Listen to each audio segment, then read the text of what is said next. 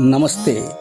నేటి నా మంచి మాట, మరచిపోరాదు చేసిన మంచి నీకు, మరచిపోవలె చేయంగ మంచి నీవు, దానమానావమానాల దాచవలయు, మరచిపోబోకుమెప్పుడు నా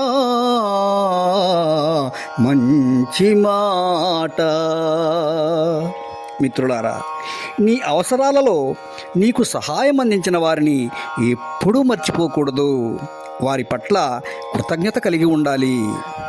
నీవు ఎవరికైనా సహాయం చేస్తే ఆ విషయాన్ని వెంటనే మర్చిపోవాలి. వారి నుండి ప్రత్యుపకారం కోసం ఆశించకూడదు. ఫలాపేక్షరహితంగా చేసిన సహాయమే నిజమైన సహాయం అనబడుతుంది. ఇక నీవు చేసిన దాన ధర్మాలు, నీకు జరిగిన సన్మానాలు గొప్పగా చెప్పుకోకూడదు. అది ఆత్మస్తుతి అవుతుంది. అలాగే నీకు జరిగిన అవమానాలు కూడా ఎవరితో పంచుకోకూడదు. దానివల్ల నీవు చులకనగా చూడబడతావు.